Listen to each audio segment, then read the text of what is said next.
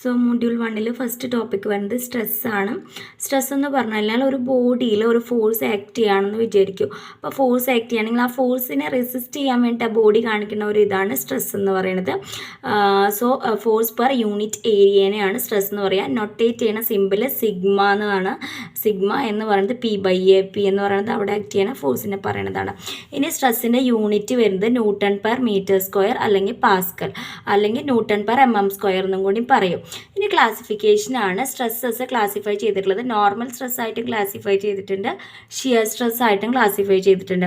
ഇനി normal സ്ട്രെസ്സസിൻ്റെ case എടുത്ത് നോക്കിക്കഴിഞ്ഞാൽ ഒരു ബോഡി കൺസിഡർ ചെയ്യുകയാണ്, അതിൽ ഫോഴ്സ് നോർമലി ആണ് ആക്ട് ചെയ്യണമെന്നുണ്ടെങ്കിൽ അവിടെ ഡെവലപ്പ് ചെയ്യുന്ന സ്ട്രെസ്സിനെയാണ് നോർമൽ സ്ട്രെസ് എന്ന് പറയുന്നത്. സോ ഡെഫിനിഷൻ ഇവിടെ കൊടുത്തിട്ടുണ്ട്. അപ്പോൾ അത് വീണ്ടും അഗെയിൻ ക്ലാസിഫൈ ചെയ്തിട്ടുള്ളത് compressive stress and tensile stress ആണ്. അപ്പോൾ കംപ്രസീവ് സ്ട്രെസ്സിൻ്റെ കേസ് എടുത്ത് നോക്കിക്കഴിഞ്ഞാൽ ഒരു ബോഡിയിൽ നമ്മൾ ഫോഴ്സ് ആക്ട് ചെയ്യുന്നത് ഇൻവേർഡ് ആണ്. സോ ഈ ഫോഴ്സ് ആക്ട് ചെയ്യുന്ന റിസൾട്ട് പ്രകാരം അതിൻ്റെ ലെങ്ത് എന്ന് പറയുന്നത് ചേഞ്ച് ചെയ്യും, ലെങ്ത് കുറയാണ് ചെയ്യുക. സപ്പോസ് L ആണ് ലെങ്ത് എന്നുണ്ടെങ്കിൽ L - Δ L ആയിട്ട് ചേഞ്ച് ചെയ്യും. അപ്പോൾ അവിടെ ഡിഫോർമേഷൻ സംഭവിച്ചിട്ട് നമ്മുടെ ലെങ്ത് ഡിക്രീസ് ആണ് ചെയ്യുന്നത്. സോ ആ ഒരു ടൈപ്പ് ഓഫ് സ്ട്രെസ്സിനെയാണ് കംപ്രസീവ് സ്ട്രെസ് എന്ന് പറയുന്നത്. നെക്സ്റ്റ് പറയുന്നത് ടെൻസൈൽ സ്ട്രെസ് ആണ്. ടെൻസൈൽ സ്ട്രെസ്സിൻ്റെ കേസിൽ നേരെ ഓപ്പോസിറ്റ് ആണ്. ഇവിടെ ഫോഴ്സ് ആക്ട് ചെയ്യുന്നത് ഔട്ട്വേർഡ് ആണ്. സോ ഇവിടെ എന്താ സംഭവിക്കണതെന്ന് വെച്ച് കഴിഞ്ഞാൽ ലെങ്ത്ത് കൂടുകയാണ്. സപ്പോസ് L ആണ് ലെങ്ത്ത് എന്നുണ്ടെങ്കിൽ L എന്നുള്ളത് എന്താവും, എലോങ്ങേഷൻ സംഭവിച്ച് L + Δ L ആയിട്ട് മാറും. സോ ഡെഫിനീഷൻ ഇവിടെ കൊടുത്തിട്ടുണ്ട്. ഇവിടെ എന്താ ഉണ്ടാവുന്നത് വെച്ചാൽ സ്ട്രെച്ച് സംഭവിക്കുകയാണ്. ഇനി നെക്സ്റ്റ് എന്ന് പറയുന്നത് സൈൻ കൺവെൻഷൻ ആണ്. അതായത് ഈ നോർമൽ സ്ട്രെസ്സിൻ്റെ കേസിൽ സൈൻ കൺവെൻഷൻ പറയുകയാണെങ്കിൽ ടെൻസൈൽ സ്ട്രെസ്സിന് പോസിറ്റീവും കംപ്രസീവ് സ്ട്രെസ്സിന് നെഗറ്റീവും ആണ് ഉണ്ടാവുന്നത്. നെക്സ്റ്റ് കാറ്റഗറി ഓഫ് സ്ട്രെസ് പറയുന്നത് ഷിയർ സ്ട്രെസ് ആണ്. അതായത് ഒരു ബോഡിയിൽ ഒരു ഫോഴ്സ് ആക്ട് ചെയ്യുകയാണെന്നുണ്ടെങ്കിൽ ആ ഫോഴ്സ് ആ ബോഡിക്ക് പാരലൽ ആയിട്ടാണ് ആക്ട് ചെയ്യുന്നതെങ്കിൽ ആ ഫോഴ്സ് എന്ത് ചെയ്യും, ഷിയർ ഓഫ് ചെയ്യും. അറ്റ് ദാറ്റ് ടൈമിൽ ഡെവലപ്പ് ചെയ്യുന്ന സ്ട്രെസ്സിനെയാണ് ഷിയർ സ്ട്രെസ് എന്ന് പറയുന്നത്. അതായത് shear force to cross sectional area. അതായത് ടോ എന്ന് പറഞ്ഞിട്ടുള്ള സിമ്പിളാണ് യൂസ് ചെയ്യുന്നത്. ടോ എന്ന് പറയുന്നത് F/A ആണ്. നെക്സ്റ്റ് പറയാനുള്ളത് സ്ട്രെയിൻ ആണ്. സ്ട്രെയിൻ എന്ന് പറഞ്ഞിട്ടുള്ളത് എന്ന് വെച്ച് കഴിഞ്ഞാൽ എന്തെങ്കിലും ഒരു ബോഡിയിൽ ഡിഫോർമേഷൻ സംഭവിക്കുകയാണെങ്കിൽ അതിൻ്റെ ഡയമെൻഷന് ചേഞ്ച് വരും. So change in dimension to original ഡയമെൻഷനെയാണ് സ്ട്രെയിൻ എന്ന് പറയുന്നത്.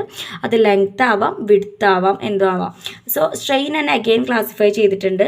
ലാറ്ററൽ സ്ട്രെയിനും അതുപോലെ തന്നെ ലോഞ്ചിറ്റ്യൂണൽ സ്ട്രെയിൻ.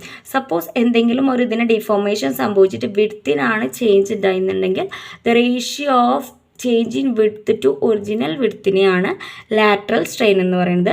ലോഞ്ചിറ്റ്യൂണൽ സ്ട്രെയിൻ എന്ന് പറയുന്നത് സപ്പോസ് ഇൻ കേസ് ലെങ്ത്തിലാണ് ചേഞ്ച് ഉണ്ടാവുകയാണെങ്കിൽ ലെങ്ത്തിൻ്റെ ചേഞ്ച് ടു ഒറിജിനൽ ലെങ്ത്തിനെയാണ് നമുക്ക് ലാറ്ററൽ സ്ട്രെയിൻ എന്നും ലോഞ്ചിറ്റ്യൂണൽ സ്ട്രെയിൻ എന്ന് പറയാനുള്ളത്. നെക്സ്റ്റ് അതിനെ റിലേറ്റ് ചെയ്തിട്ടൊരു ടേം പറയുന്നത് പോയ്സൺസ് റേഷ്യോ ആണ്. അതായത് ലാറ്ററൽ സ്ട്രെയിൻ ടു ലോഞ്ചിറ്റ്യൂണൽ സ്ട്രെയിൻ്റെ റേഷ്യോനെയാണ് പോയ്സൺസ് റേഷ്യോ എന്ന് പറയുന്നത്.